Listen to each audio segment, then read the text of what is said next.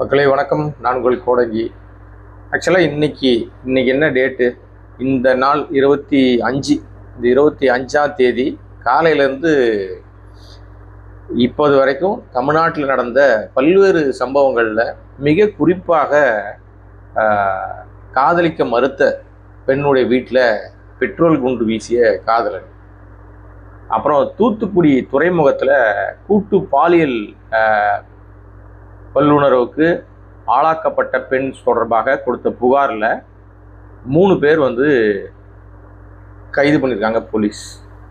அது மட்டுமா, அது இல்லாமல் பல பஞ்சாயத்துகள், அப்புறம் அந்த பெண்ணுடைய தாய், அதாவது சிறுமி, கோவை சிறுமியோட அந்த தாய் என் உடம்பை என்கிட்ட காட்டாமையே எரிச்சிட்டாங்க, காவல்துறையும் சம்மந்தப்பட்டவர்களும் இதுக்கு பதில் சொல்லணும், முதலமைச்சர் இதுக்கு பதில் சொல்லணும் அப்படின்னு கேட்ட விஷயமாகட்டும், ஏராளமான சட்டம் ஒழுங்கு பிரச்சனைகள். இன்றைக்கு ஒரு நாளில் மட்டும் பல சம்பவங்கள் சென்னையை தமிழ்நாட்டை உலுக்கி எடுத்திருக்கு. ஆனால் இது எல்லாத்தையும் மடைமாற்றும் விதமாக ஒரு சம்பவத்தை அரங்கேற்றி தாவேகா தான் சூய சக்தி அப்படின்னு சொல்லி கொண்டிருந்த அந்த மாயசக்தி இன்னைக்கு என்ன பண்ணிருச்சுன்னா, எல்லா செய்தியும் ஓரங்கட்டிட்டு குறிப்பாக 3 எம்எல்ஏக்களை குதிரை பேரத்தின் மூலமாக உடனடியாக ராஜினாமா, உடனடியாக கட்சியில் சேர்ந்தது, உடனடியாக அவர்களுக்கான கட்சி அடையாள அட்டை வழங்கியது அப்படின்னு ஒரு பெரிய பரபரப்பை நிகழ்த்தி இருக்கிறது. இதுக்கு இடையில மிக முக்கியமாக ஒரு விஷயத்தை பார்க்கணும் அப்படின்னு சொன்னால் என்ன தெரியுமா, அதற்கு விளக்கம் ஒன்று கொடுத்திருந்தார். இது குதிரை பேர சம்பவத்தில் ஈடுபட்டிருக்கிறது தாவேகா அப்படின்னு எல்லா கட்சிகளும், திமுக, அதிமுக எல்லாருமே அதை கண்டித்து அறிக்கை விட்டுருக்காங்க.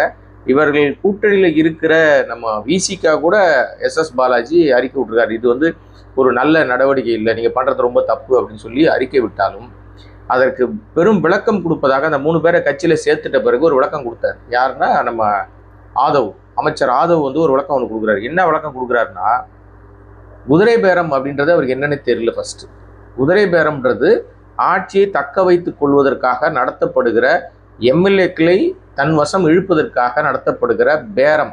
அவர்களை என்னாவது ஆசை வார்த்தை கூறி காசு கொடுத்து அவர்களுக்கு தேவையான சலுகைகளை செஞ்சு கொடுப்பதாக வாக்குறுதி கொடுத்து ஏதோ ஒரு விதத்தில் தன்னுடைய ஆட்சியை தக்க வைத்துக் கொள்வதற்காக நடத்தப்படுகிற ஒரு விஷயம்.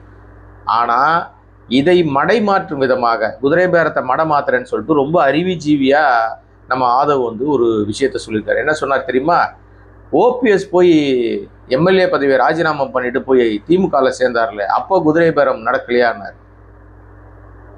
வாய் இருக்கிறவன் இல்லை, எல்லா பக்கமும் சிரிப்பானுங்க இதை கேட்டா. திமுக அப்போது தேர்தலை எதிர்நோக்கி இருந்துச்சு. அவங்க முழு மெஜாரிட்டியோடு ஆட்சியை முடிக்க இருக்கிறாங்க. அந்த சூழ்நிலையில அதிமுகவில் தனக்கு தன்னுடைய பதவிக்கு பிரச்சனை, தனக்கு பெரிய மரியாதையிலே அதிமுக ஓரங்கட்டப்பட்டுட்டோம், நாம் தனிமரமாக நிற்கிறோன்றதுனால தன்னுடைய அரசியல் எதிர்காலத்தை கொண்டு அவர் திமுகவில் போய் சேர்ந்தார் ஓபிஎஸ். இந்த அடிப்படை அறிவு கூட இல்லாமல் இவர் தன்னை ஒரு அமைச்சராக மாறிட்டோன்னு கூட அந்த அடிப்படை புரிதல் அரசியல் எதனா தெரியணும், எதுவுமே தெரியாது. ஆனால் வாய்க்கிழியே வடை சுட மட்டும் தெரியும். குதிரை பேரம் அது ஓபிஎஸ் பண்ணது குதிரை பேரமா முக ஸ்டாலின் சொல்லுவாரான்னு கேட்குறாருங்க. எங்கேயாவது அடுக்குமா இது? யோசித்து பாருங்க. இது என்னன்னா ரொம்ப சிம்பிளாக ஒரு விஷயம். இவருக்கு தேவை 118 எம்எல்ஏக்கள். யாருக்கு? நடிகராக இருந்து இன்னைக்கு முதலமைச்சராக உட்காந்துக்கிட்டு இருக்கிற விஜய்க்கு 118 எம்எல்ஏக்கள் வேணும். அந்த மேஜிக் நம்பர் வரல. இவருக்கு மக்கள் கொடுத்தாங்களோ மிஷின் கொடுத்துச்சோ ஏதோ ஒன்று விஷயம் 108 கிடச்சிது. இவரே 2 தொகுதி போட்டி, அதனால 107 ஆயிடுச்சு. சபாநாயகர் 1 போயிட்டாரு, 106 ஆயிடுச்சு. இதுக்கிடையில ஒரு எம்எல்ஏ ஓட்டு போடக்கூடாதுன்னு நீதிமன்றம் உத்தரவு சொல்லிடுச்சு, 105 ஆயிடுச்சு. இதுதான் சட்ட சிக்கல். அப்போ 118 வரணும்னா இன்னும் குறைந்தபட்சம் அவர்களுக்கு தேவையான இலக்கு ஒரு 12 பேருக்கு மேலே வேணும். அப்போ அவங்கள என்ன பண்ணுறது? 12-13 பேர் மேலே வேணும். என்ன பண்ணுறது? அதற்காக ஒத்த ரோசாவாக இருந்த அமமுகவை கைப்பற்றினாங்க. இரவோடு இரவாக அவரை பிடிச்சாங்க. அவர் மூஞ்ச மறைச்சிக்கிட்டு போய் பேச்சுவார்த்தை நடத்திட்டு வந்தார். அவருக்கு என்ன ஆசை வார்த்தை கூறினாங்க, அவருக்கு என்ன பண்ணாங்க யாருக்குமே தெரியாது. ஏதோ ஒன்று பண்ணாங்க, நடந்துருச்சா? அதுக்கப்புறம் அதிமுக எம்எல்ஏக்கள்கிட்ட ரகசிய பேரம் பண்ணிட்டு இருக்காங்க. ஒரு பக்கம் அதிமுக உடைச்சிட்டு வாங்கன்னு, இது ஒரு பக்கம் தனியாக நடந்துகிட்டு இருந்துச்சு. இதுக்கு இடையில விசிகா, ஆசை வார்த்தை கூறப்பட்ட விசிகா எதையோ கண்டு ஏமாந்து போய் இப்போ ஆட்சி அதிகாரத்துக்குள்ளே வந்துருச்சு. காதர் மொய்தீன் IUML இந்திய யூனியன் முஸ்லீம் லீக் அவங்க ஒரு பக்கம் வந்து உள்ளே வந்துட்டாங்க. கம்யூனிஸ்டுகள் அவங்களும் உள்ளே வந்துட்டாங்க. முதல் துண்டு போட்டது காங்கிரஸ். ஆக மொத்தம் அந்த மேஜிக் நம்பர் வர வைப்பதற்காக தூய சக்தியும் பார்க்கல, தீய சக்தியும் பார்க்கல, நம்ம ஊழல் சக்தியும் பார்க்கல, எல்லாத்தையும் சேர்த்து வச்சுக்கிட்டாரு. இதற்கு பேர் தான் குதிரை பேரம். இதுல அவர்களுக்கு ஆசை வார்த்தை கூறப்பட்ட விஷயங்கள்ல, ஏன்னா இப்போ வந்து விசிகா குதிரை பேரம் நடந்துச்சா நான் சொல்லலை, ஆனா அவங்க ஆபீஸ்க்கு ஏன்டா சோபா போச்சுன்னு இது வரைக்கும் தெரியாது. அது ஒரு பெரிய இமாலய விளக்கம் கொடுத்தாரு திருமாவளவன் அவர்கள். அதுல பெரிய நம்பிக்கை நமக்கு இல்லை. பிற்பாடு வந்து பாத்தீங்கன்னா அவங்களுக்கு வந்து கம்யூனிஸ்ட் மேலே எப்பவுமே நம்ம சொல்ல முடியாது. ஆனா அவர்கள் ஆட்சிக்குள்ள அதிகாரத்துக்குள்ள வரல, வெளியே தான் ஆதரவு கொடுக்குறாங்க. IUML அவர்களுக்கு என்ன வாக்குறுதிகள் தரப்பட்டுச்சுன்னு இன்னி வரைக்கும் தெரியாது. ஆனால் பட்டவர்த்தனமாக பச்சையா தெரிஞ்சது எங்கன்னா, நீங்க அதிமுகவிலிருந்து வெளியேறி விலகி நின்ற இந்த நபர்கள், குறிப்பாக 25 CV சண்முகம் வேலுமணி தரப்பான நபர்கள்ட்ட நீங்க உங்களுடைய அதிகாரத்தை பகிர்வை நான் பண்றேன்னு சொல்லி அவர்கள் நம்ப வைத்து ஃப்ளோர் டெஸ்ட்டுக்கு ஒரு நாள் முன்னாடி போய் அவருடைய ஆஃபீஸில் பார்த்து, நீ இவர் போய் முதலமைச்சராக இருக்கிற விஜய் போய் பார்ப்பதற்கு முன்பாக அவங்க ஆஃபீஸுக்கு சோஃபா அமைச்சது ஏன்? இதுவரை விடை தெரியாது.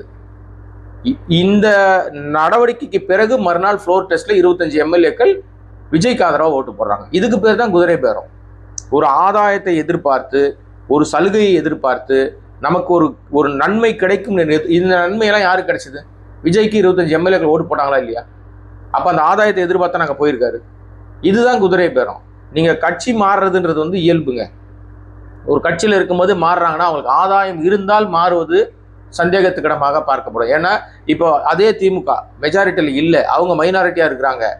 அப்போ அவர்களுக்கு வந்து ஆதரவு கொடுப்பவர்கள் கட்சி மாறினார்கள் என்றால், இதே இன்னைக்கு நம்ம கேட்குற அதே கேள்வி அன்னைக்கும் கேட்போம், நாளைக்கு நடந்தால் நாளைக்கும் கேட்போம், எப்போ நடந்தாலும் எந்த கட்சியில் நடந்தாலும் யார் பண்ணாலும் கேட்போம்.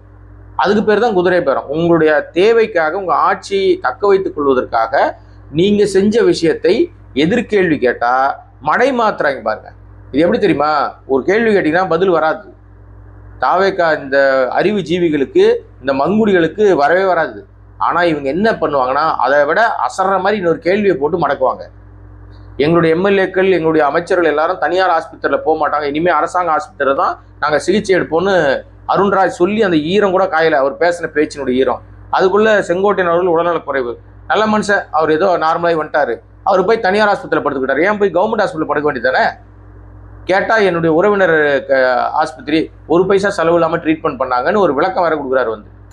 அப்போ இதை தாண்டி 8000 தனியார் மருத்துவமனைகளுக்கு தற்காலிகமாக அனுமதி வழங்குவதற்கு அருண்ராஜ் முடிவு பண்ணுறாரு.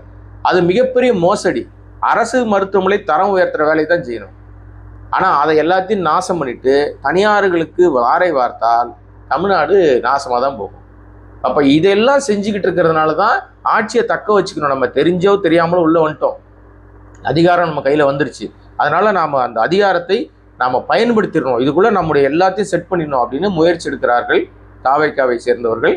குறிப்பாக தூய சக்தின்னு தன்னை சொல்லிக்கொண்ட விஜய் வாய் திறக்காமல் இருப்பதனுடைய நோக்கம், வாய் பேசினா மாட்டிப்பார், பேச தெரியாது. யாராவது எதிர்கேள்வி கேட்டாங்க, ஊடகத்தை சந்திக்காது, அது ஒரு காரணம். சந்திச்சா ஒரு கேள்வி வந்துடும், எல்லாருமே வந்து ஜாலர் அடிக்க மாட்டாங்க, யாரோ ஒருத்தர் நியாயமான கேள்வியை கேட்பாங்க. அப்போ ஸ்பான்டேனியஸாக அவரால் பேச முடியாது. ஏன்னா அவர் இதுவரைக்கும் தன் வாழ்நாளை ஸ்கிரிப்டிலேயே ஓட்டிட்டார். யாரோ எழுதி கொடுப்பாங்க மண்டபத்தில், அது படிப்பார், அது நடிப்பார், இது முதலமைச்சராகவும் நடிப்பார். பட் இப்போ அவர் என்ன பண்ணிக்கிட்டு இருக்காருன்னா, தெளிவாக அவர் பாட்டு வராரு, ஆபீஸ் டியூட்டி பார்த்துட்டு போறாரு. ஆனால் இன்றைக்கு நிழல் முதல்வர், ஷேடோ முதல்வராக எல்லா வழியும் செய்யறது ஆதவ் தான். அப்ப அவர் தான் இது எல்லாத்தையுமே மாத்திக்கிட்டு இருக்காரு. இப்போ இந்த குதிரை பேர புகாரையும் எவ்வளவு அழகாக மடை மாத்துறாங்க பாருங்க. அதனால இந்த மடை மாத்துற விஷயத்தெல்லாம் விட்டுட்டு, இந்த மாதிரி அந்த இப்ப பாஜகவோட ஆதரவோட தானே அவங்க நின்று ஜெயிச்சாங்க. பாஜக கொள்கை எதிரி தானே உங்களுக்கு. அப்புறம் எப்படி ஊழல் சக்தியும் கொள்கை எதிரியோட சேர்ந்து வெற்றி பெற்றவர்களை உங்க கட்சியில் சேர்த்துக்கிறீங்க? ஆனா இப்ப போயிருக்கிறவங்க எல்லாம் விட்டில் பூச்சிகள், அவங்களுக்கு தெரியாது. விளக்கு வெளிச்சம் நல்லா பளிச்சுன்னு இருக்குன்னு நம்பி போயிருக்காங்க. நான் ஏற்கனவே கடந்த வீடியோல சொன்ன மாதிரி தான், இந்த 3 பேரை ஞாபகம் வச்சுங்க. இனிமே எந்த MLA கட்சி தாவல் இங்க இருந்து தப்பிச்சு அவன் ரிசைன் பண்ணிட்டு அங்க போய் சேர்ந்து மீண்டும் அந்த தொகுதியில் எந்த தொகுதியா இருந்தாலும் நின்னார்கள் என்றால், அந்த தொகுதி மக்கள் அவர்களை டெபாசிட் கூட இல்லாத அளவுக்கு கேவலமாக தோற்கடிச்சிங்கன்னா தான் ஜனநாயகம் தழைக்கும். அப்பதான் அந்த சம்பந்தப்பட்டவர்களுக்கு உரைக்கும் அரசியல்னா என்ன, நாட்டு மக்கள் நம்மளை சேவையாற்ற தான் அனுப்புகிறாங்க, நம்ம பண்ணது அயோக்கியத்தனம்னு அப்போ தான் புரியும். என்ன பண்ணுறாங்கன்னு பொறுமையாக பார்ப்போம். அதுவரை நம்முடைய ஸ்போர்ட்டிங் வாய்ஸ் சேனலை சப்ஸ்கிரைப் பண்ணாமல் பார்த்துட்டு இருக்க அன்பு நண்பர்களே, சப்ஸ்கிரைப் பண்ணிங்கன்னா பல விஷயங்கள் பேசலாம். நன்றி, வணக்கம்.